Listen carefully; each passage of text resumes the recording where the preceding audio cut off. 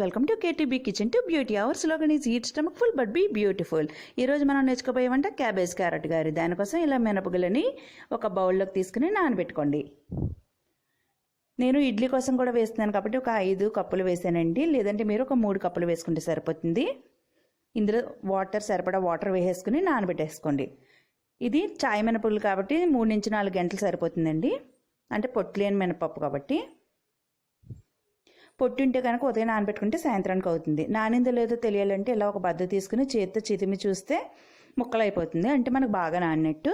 దీన్ని మనం మంచి వాటర్తో 2-3 సార్లు బాగా కడుక్కోవాలండి. తర్వాత మిక్సీ జార్లోకి వేసుకుని మిక్సీ పట్టుకుంటాం అనమాట. మిక్సీ జార్లో మీరు వేసుకునేటప్పుడు సగానికి వేసుకోండి. నిండా వేసుకుంటే తిరగడానికి కూడా కొంచెం ఇబ్బందిగా ఉంటుంది కదా, అందులో మనకి మిక్సీ పట్టడానికి.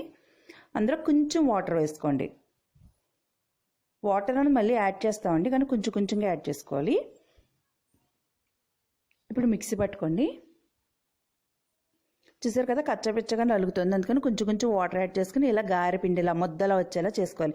ఒకసారిగా ఎక్కువ వాటర్ యాడ్ చేస్తే మనకి మళ్ళీ దోశల పిండిలా పలచన అయిపోతుంది. కొంచెం కొంచెంగా వాటర్ యాడ్ చేసుకుంటూ మొత్తం కింద నుంచి తిప్పుకుంటూ ఇలా గారె పిండి తయారు చేసుకోండి. ఇది పక్కన పెట్టేసుకుని స్టఫ్ క్యాబేజ్ని ఇలా తురుముకుని పెట్టుకోవాలి. క్యారెట్ని కూడా ఇలా తురుముకోవాలి. అలాగే 2 స్పూన్లు జీలకర్ర ఎక్కువ ఇష్టపడే వాళ్ళు ఇంకొంచెం వేసుకోవచ్చు. కారం ఎక్కువ తినేవాళ్ళు ఒక 10-15 పచ్చిమిరకాయలు వేసుకోవచ్చండి. నేను ఒక 6 పచ్చిమిరకాయల వరకు వేసాను.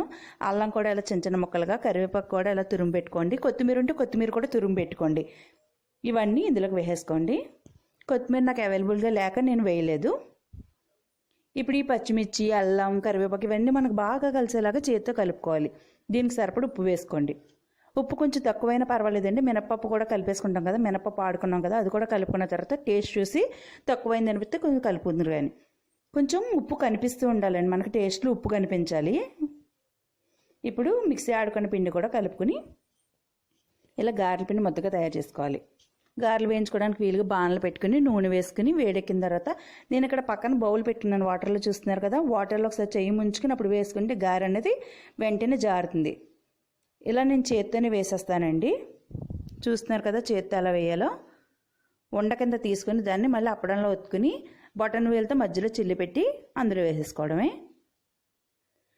ఒక్కొక్కటి వేసిన వెంటనే మీరు చేయి తడి చేసుకుంటే మీకు కొంచెం ఈజీగా జారిపోతుందండి. ఇప్పుడు వీటిని మనకు కొంచెం బాగా వేగిన తర్వాత మాత్రం ఇలా స్పూన్తో తిప్పుకోవాలండి. కొంచెం సేపు కాలిన తర్వాత వాటి అంతటా అవే పైకి లేచిపోతాయి. సిమ్లోనే పెట్టి వేస్తున్నానండి. ఇదంతా నేను ప్రాసెస్ అంతా సిమ్లో పెట్టకుండా హైలో పెడితే లోపల ఉడకదు, పిండి మెత్తగా ఉంటుంది, పైకి ఏమో గారి పైన బాగా వేగిపోతుంది. చూసారు కదా గారెలు వేయడం ఎంత సులువో, చాలా టేస్టీగా ఉంటుంది. అల్లం పచ్చడితో సర్వ్ చేసుకుంటే చాలా రుచికరంగా ఉంటుంది. మీరు కూడా ఈ వంటని ట్రై చేయండి. ఇది కనుక మీకు నచ్చినట్లయితే మా ఛానల్ని సబ్స్క్రైబ్ చేసుకోండి. ఈ వీడియో నచ్చినట్లయితే లైక్ చేయండి.